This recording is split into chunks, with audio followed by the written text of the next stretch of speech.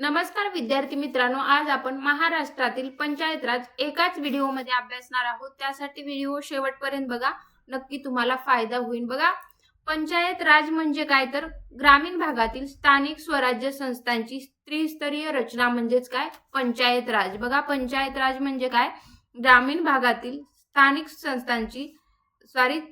स्वराज्य संस्थांची त्रिस्तरीय रचना म्हणजे पंचायत राज होय। बघा, तीन स्तरीय रचना कोणकोणत्या होतात?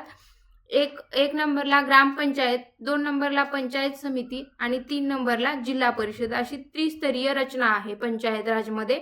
बघा, ग्रामपंचायत मध्ये काय काय काम असतं तर गावासाठी सर्वात खालची व महत्त्वाची संस्था कोणास म्हटलं जातं तर ग्रामपंचायत हे गावासाठी सर्वात खालची व महत्त्वाची संस्था असं म्हटलं जातं। आणि ग्रामपंचायतीमध्ये कोण कोण काम पाहताना दिसतं तर सरपंच, उपसरपंच, ग्रामसेवक हे काय तर ग्रामपंचायतीमध्ये आपल्याला काम पाहायला मिळतात। आता पंचायत समितीच्या बाबतीमध्ये बघा, पंचायत समितीमध्ये काय काय असतं तर अनेक गावच्या विकासासाठी काम करते। बघा, पंचायत समिती हे अनेक गावच्या विकासासाठी काम करताना आपल्याला पाहायला मिळतं, ती म्हणजे पंचायत समिती। आणि जिल्हा परिषद मध्ये काय काय पाहायला मिळतं बघा, जिल्ह्याच्या विकासाची जबाबदारी सांभाळणे हे काय करतं तर जिल्हा परिषद केलेलं आपल्याला पाहायला मिळतं। बघा, आता 2 ऑक्टोबर 1959 रोजी पंचायत राज व्यवस्था सुरू केली। बघा, 1959 रोजी काय केली तर पंचायत राज व्यवस्था सुरू केलेलं आपल्याला सांगता येतं। आणि एप्रिल 2010 ला राष्ट्रीय पंचायत राज दिनाची घोषणा केली। बघा, 2010 ला काय केली तर पंचायत राज दिनाची घोषणा केलेला आपल्याला सांगता येतं। आणि पंचायत राज दिवस कधी साजरा केला जातो तर 24 एप्रिल हा दिवस काय केला जातो तर राष्ट्रीय पंचायत राज दिन म्हणून साजरा केला जातो। 24 एप्रिल हा दिवस राष्ट्रीय पंचायत राज दिन म्हणून साजरा केला जातो। चला तर मग आपण आता प्रश्नाला सुरुवात करू। कोणत्या संस्थांना लोकशाहीचा पाळणा म्हणून ओळखतात? बघा, लोकशाहीचा पाळणा कोणत्या संस्थेला ओळखतात तर स्थानिक स्वराज्य संस्था ही लोकशाहीचा पाळणा असे म्हणून सुद्धा ओळखली जाते। बलवंतराव मेहता समितीची केंद्र शासनाने नेमणूक कधी केली? बघा, नेमणुकीवर प्रश्न आलेला आहे। केंद्र शासनाने बलवंतराव मेहता समितीची नेमणूक कधी केली तर 16 जानेवारी 1957 रोजी बलवंतराव मेहता समितीची केंद्र शासनाने नेमणूक केलेला आपल्याला सांगता येतं। पुढचा प्रश्न, बलवंतराव मेहता समितीच्या शिफारशीवर विचार करून त्यावर अहवाल सादर करण्यासाठी राज्य सरकारने कोणत्या समितीची नियुक्ती केली आहे? बघा, आता कोणत्या समितीची नियुक्ती केली तर वसंतराव नाईक समितीची आपल्याला नियुक्ती केलेली पाहायला मिळते। बलवंतराव मेहता समितीच्या शिफारशीवर विचार करून त्यावर अहवाल सादर करण्यासाठी राज्य सरकारने वसंतराव नाईक समितीची नियुक्ती केलेला आपल्याला सांगता येतं किंवा नियुक्ती केली होती। आणि बलवंतराव मेहता ही समिती कोणाच्या नेतृत्वाखाली नेमली गेली तर पंडित जवाहरलाल नेहरू यांच्या नेतृत्वाखाली बलवंतराव मेहता ही समिती आपल्याला नेमलेली सांगता येतं। स्थापना 1957 आताच आपण बघितलेला आहे। पुढचा प्रश्न, वसंतराव नाईक समिती कधी नेमली गेली? बघा, वसंतराव नाईक समिती नेमलेली आपल्याला तारीख विचारलेली आहे तर 27 जून 1960 रोजी वसंतराव नाईक समिती ही आपल्याला नेमलेलं सांगता येतं। वसंतराव नाईक त्या काळी कोणत्या पदावर कार्यरत होते? बघा, आता त्यांना त्या काळामध्ये कोणतं पद होतं तर महसूल मंत्री या पदावर कार्यरत असलेला आपल्याला सांगता येतात। कोण तर वसंतराव नाईक। वसंतराव नाईक समितीने एकूण किती शिफारसी केल्या? बघा, आता एकूण किती शिफारसी केल्या याच्यावर प्रश्न आलेला आहे तर 226 शिफारशी आपल्याला सांगता येतात। वसंतराव नाईक समितीने एकूण 226 शिफारशी केलेल्या आपल्याला सांगता येतं।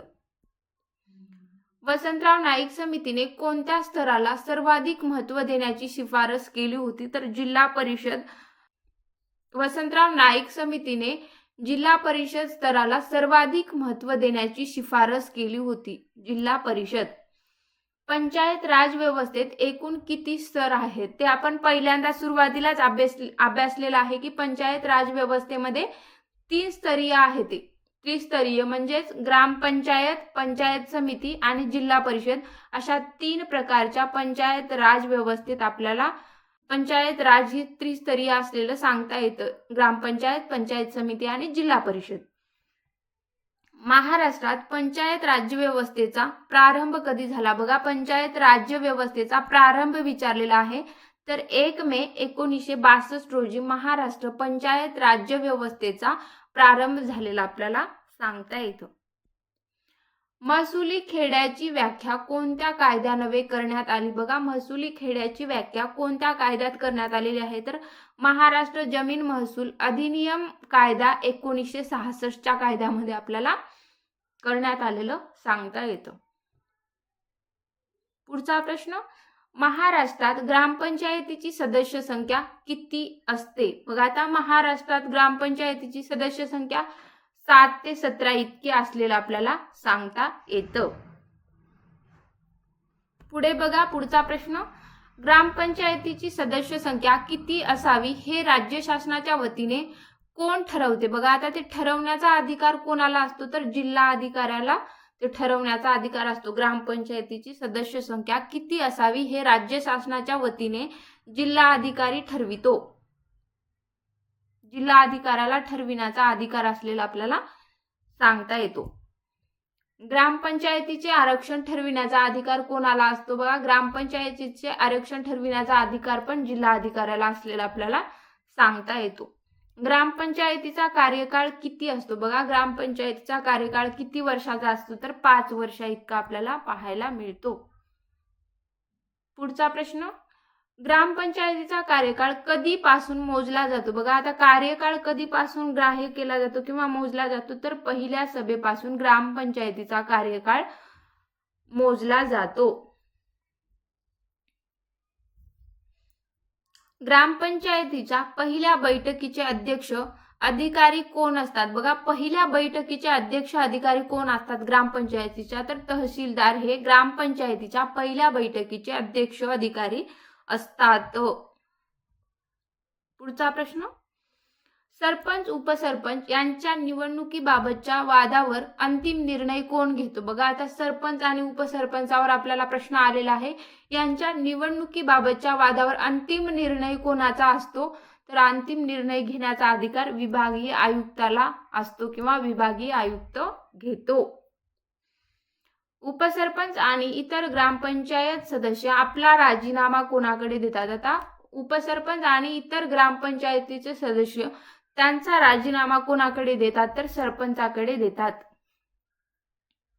सरपंच आपला राजीनामा कोणाकडे देतो? तर पंचायत समितीचे सभापती. बघा, उपसरपंच आणि इतर ग्रामपंचायती सदस्य सरपंचाकडे राजीनामा देतात आणि सरपंच राजीनामा कोणाकडे देतात? तर पंचायत समितीचे सभापती यांच्याकडे सरपंच राजीनामा देताना आपल्याला पाहायला मिळतात. पुरुष सरपंच उपसरपंच यांच्यावरील अविश्वास ठराव पारित होण्यासाठी किती बहुमताची आवश्यकता असते?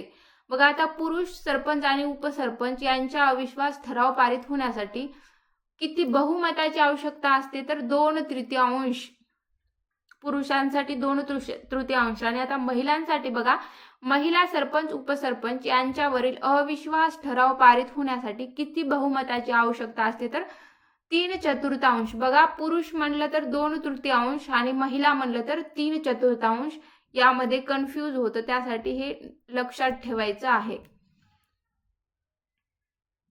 पुढचा प्रश्न, पंचायत समिती उपसभापती आणि इतर पंचायत समिती सदस्य आपला राजीनामा कोणाकडे देतात? आता पंचायत समिती आणि उपसभापती आणि इतर पंचायत समितीचे सदस्य त्यांचा राजीनामा कोणाकडे देतात? तर पंचायत समितीचे सभापती यांच्याकडे राजीनामा देताना आपल्याला पाहायला मिळतात.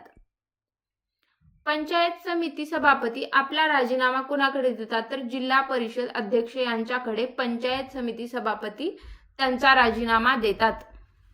जिल्हा परिषद सदस्य आपला राजीनामा कोणाकडे देतात? तर संबंधित विषय समिती सभापती यांच्याकडे कोण देतो? तर जिल्हा परिषद सदस्य त्यांचा राजीनामा देताना आपल्याला पाहायला मिळतात किंवा सांगता येते.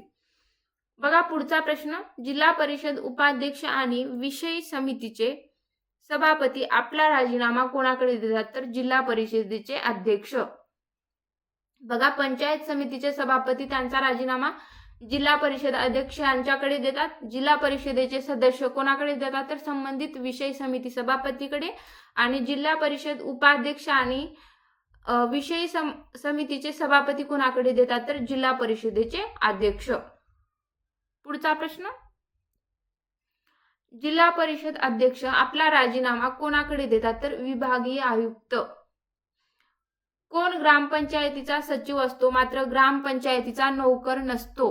मग आता ग्रामपंचायतीचा सचिव असतो पण ग्रामपंचायतीचा नोकर नसतो, असं कोण असतं तर ग्रामसेवक हा ग्रामपंचायतीचा सचिव असतो मात्र ग्रामपंचायतीचा नोकर नसतो. तो कोण तर ग्रामसेवक.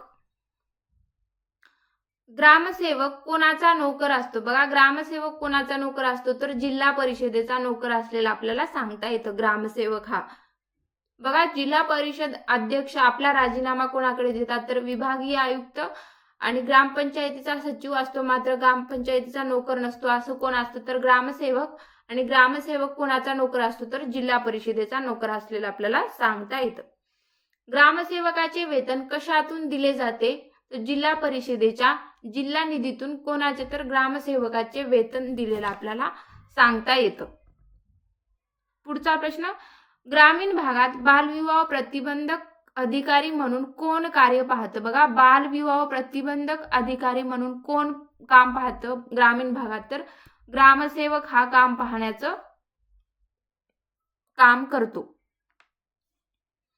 ग्रामसेवक प्रशिक्षण केंद्र कोठे आहे. बघा, ग्रामसेवक प्रशिक्षण केंद्र आपल्याला विचारलेलं आहे ठिकाण तर मांजरी, जे की आपल्याला पुणे येथे सांगता येतं. पुढचा प्रश्न, ग्रामपंचायतीचे कर निश्चित करण्याचा अधिकार कोणाला आहे. बघा, आता ग्रामपंचायतीच्या करावर आपल्याला प्रश्न आलेला आहे. ग्रामपंचायतीचे कर निश्चित करण्याचा अधिकार कोणाला दिला जातो किंवा कोणाला असतो तर राज्य शासनाला ग्रामपंचायतीचे कर निश्चित करण्याचा अधिकार दिला जातो किंवा असतो.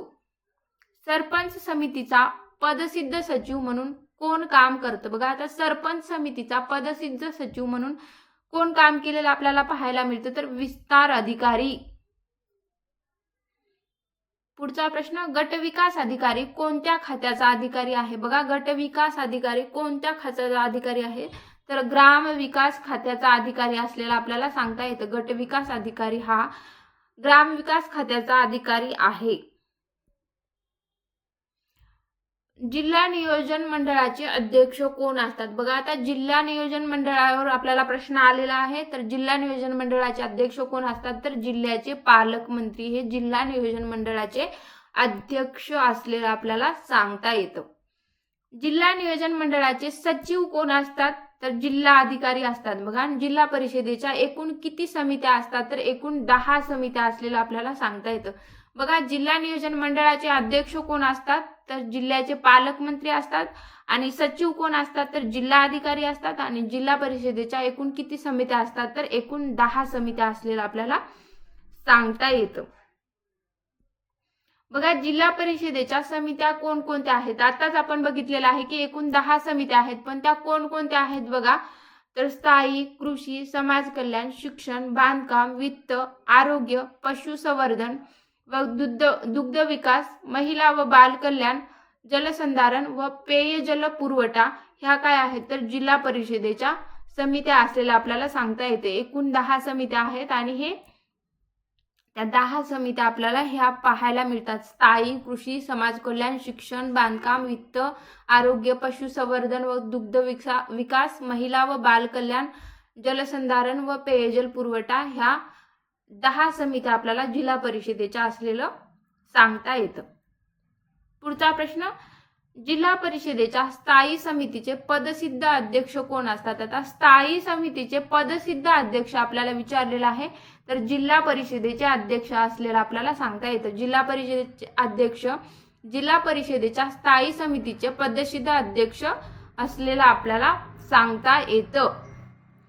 महाराष्ट्र पंचायत राजचे जनक कोण आहेत. बघा, पंचायत राजचे जनक विचारलेला आहे तर वसंतराव नाईक हे काय आहे तर महाराष्ट्र पंचायत राजचे जनक असलेलं आपल्याला सांगता येतं, वसंतराव नाईक.